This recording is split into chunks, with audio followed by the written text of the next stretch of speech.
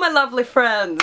Today, my intros are so weird. I can't.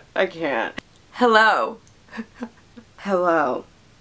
Hello. Today I'm going to be talking about rating books, how I rate books, my problems with rating books. I love to rate books, by the way. I do have a Goodreads account, and I'll link it down below if you want to follow me, but I have a lot of problems with rating books too. It's not always easy. I'm just going to quickly go through how I rate books with you, and then kind of talk about my struggles with rating. My horrible struggles. It's making it sound like rating is such a big deal. But no, here we go. So, 5-star rating. I am very picky with my 5-star ratings. A lot of people aren't, and that's fine. That's the thing with rating. There's no actual system. Everyone has their own rating system, which is why it's good to share with you guys how I do it. So 5 stars is really this is one of my favorite books, and I have quite a lot of favorite books. I could give 5-star ratings to hundreds of books. I don't think I have. But I could, in my lifetime, end up giving a 5-star rating to hundreds of books. But still, those are my favorite books. Those are the books I want to go back and read a second time. Those are the books that really, really touched me or changed me or, yeah. 4 stars is a rating I give pretty often. This just means I really loved this book. I really enjoyed this book, but it's not quite one of my very favorites. And like I said, I'm very picky about my 5-star rating, so if I give a book 4 stars, it doesn't mean I did not absolutely love it. It just means it's just not one of my very favorites. 3 stars. 3 stars is also a rating I give quite often because 3 stars is in the middle. It's in the middle of the 5-star rating. You have 1 and 2, you have 4 and 5, 3 is in the middle. And that's what makes 3 difficult. Because for me, sometimes a 3 could be closer to a 2, and sometimes a 3 can be closer to a 4. I actually often quite enjoy them. They're just not as great as my 4 and 5-star pick. So if you see me give a 3-star, it usually doesn't mean I disliked the book. I've seen a lot of people say to me, you gave that 3 stars? You didn't like it? And I'm like, no, I actually did like it. I just didn't love it. So 3 is like, 4 is love, 5 is favorite for me. Sometimes 3 I don't like if it's closer to a 2, like I said. But a lot of times I don't want to give a book a 2 if I felt that it was a pretty good book.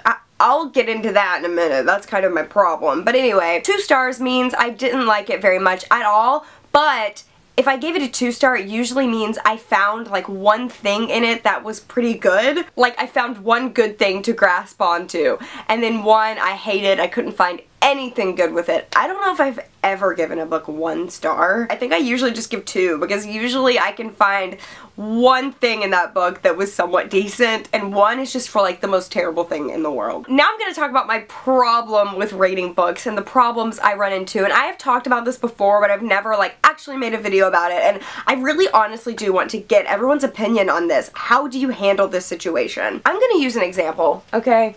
Where is it? If I can find it. Okay. I'm going to use the example The Martian by Andy Weir. This is a bad example because I actually can't remember how many stars I gave this, but in my mind right now I gave this 3 stars. Okay, The Martian. I gave it 3 stars, like I said. I thought the writing was really spectacular. I thought the characters were great. I thought it was very funny and heartfelt.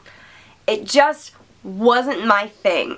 So, objectively, I can see how this is a great book. You know, some books you read and you're thinking, this is a terrible book, this is terribly written, these characters are terrible, this is awful. This was not the case with this book. I, Casey, personally was not connecting with this book. However, I can see how other people connect with this book. Unlike some books where I'm like, this is bad, how does anyone connect with it, you know what I mean? And so giving something like this 3 stars is kind of hard for me because I feel like it deserves more, but on a personal level that's just not how I was feeling, and I run into this problem a lot. So I don't know what you choose to do in your rating scale, but for me personally it all comes down to taste and personal opinion. And yes, I do factor in everything I just said, the writing, the character development, the world building, all of that. But at the end of the day, for me, it comes down to an emotional response to the book, because that's why I read. I read kind of for escapism, to get emotionally attached to these characters and this world.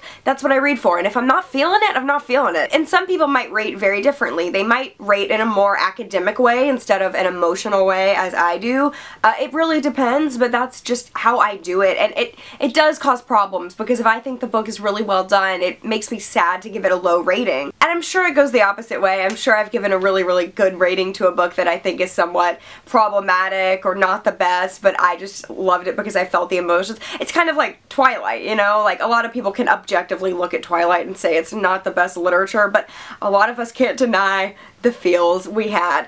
I'm not the biggest Twilight fan anymore, but I absolutely went through that phase, and so, I mean, I think that's kind of a good example. I don't know. So we just all have to remember that rating is not a concrete thing and that everyone does it their own way, but I would really actually love to know the way you guys do it. Thanks so much for watching, guys, and I'll see you later. Bye!